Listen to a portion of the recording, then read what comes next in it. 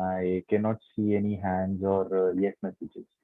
Am I okay? So Mr. Kiran raised his hand. Okay. So my audio video is proper. Okay. I saw a few hands and seeing some comments as well. So okay. So participants will be starting in the next 1 minute.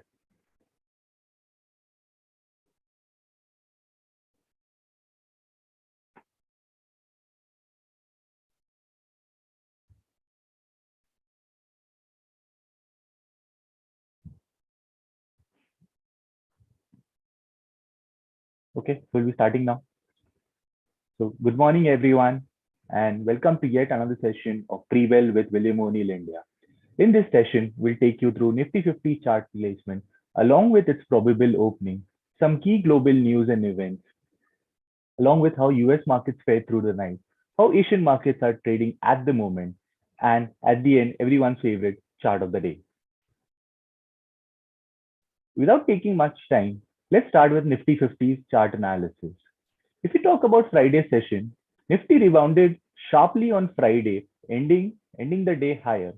But if we talk about three sessions prior to that, we can see that Nifty was declining on a continuous level on Tuesday, Wednesday, and Thursday. But out of the 3 days, only one day counted as a distribution day because volumes on that day was higher than that of the previous day. And currently, the distribution day count stands at one. If we talk about Monday's session, Nifty started the day on a weaker note and continued to trade lower for the remaining parts of the trading session and declined by more than 0.6% for the day.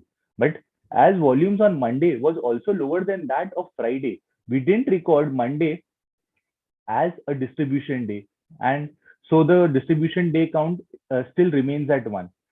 That is pretty comfortable. Going forward, we would like Nifty to trade above its key support levels along with distribution day count to remain as low as possible to markets to stay in confirmed uptrend.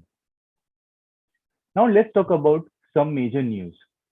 JSW Utkal Steel, the 100% owned subsidiary of JSW Steel, got environmental clearance for 13.2 MTPA of greenfield steel plant in Odisha.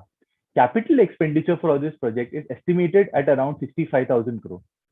TCS started the Q4 earnings season with bumper numbers as results beat estimates and overall numbers came in line with consensus estimates. If we talk about constant currency revenue growth, it came at 2.6% QOQ, and in INR terms, revenue and PAT increased 3.5% and 1.5% respectively. EBITDA margins was slightly off high if we look at from the Q3 FY22, but still very strong at 24.96%. The order book is extremely strong. So the TCV wins for Q4 remains highest at 11.3 billion and for FY22 at $34.6 billion. As we all expected, supply side headwinds and churn in employees led to attrition rate at 17.4% for the company versus 15.3% QOQ. The CEO said that they ended the FY22 with mid-teen growth and all-time high order book, which can lead to strong foundation for future growth, which is huge positive commentary for the company going forward. Dividend declared is at rupees 22 per share. PhD expects India's FY22 and FY23 GDP growth at 9% and 8% respectively on the back of strong reforms by the government of India. Wipro, another your IT giant, acquired Convergence Acceleration Solution to expand its consulting capabilities for communication service providers. Yesterday, FIA remained sellers by selling 1,145 crores, whereas DIA were net buyers at 487 crores. Crude oil continued to hover around 100 per barrel and USD NR at 75.9.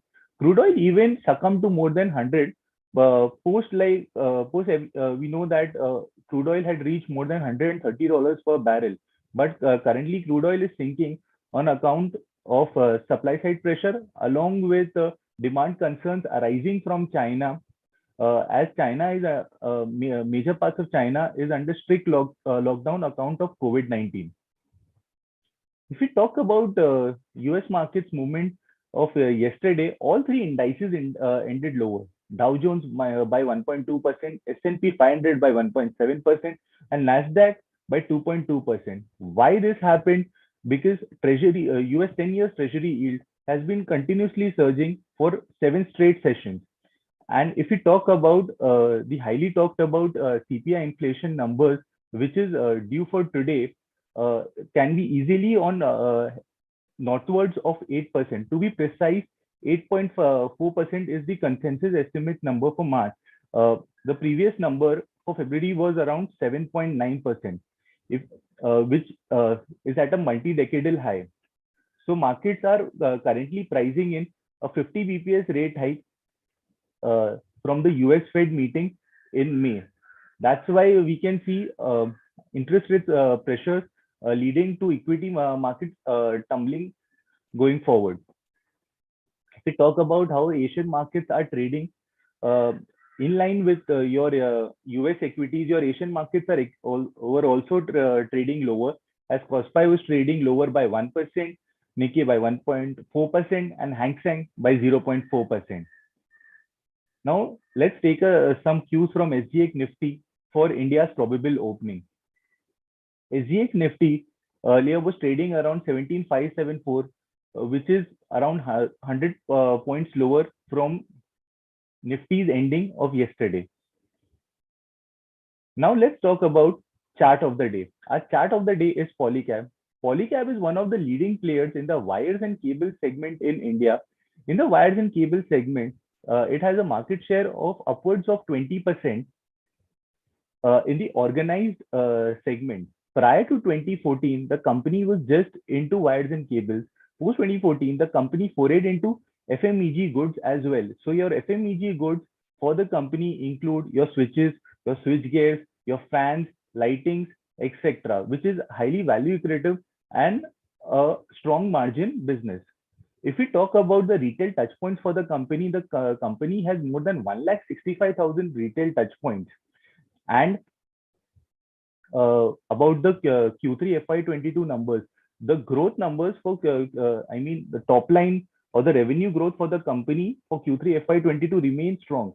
But on account of commodity cost inflation, the EBITDA margins came under pressure for the company. Going forward, the company still expects strong demand from your real estate, infrastructure, from the renewable energy segment, as well as the long-term target of doubling their revenue from 90 billion rupees in FY21 to 200 billion in FY26 still remains intact on higher margins going forward.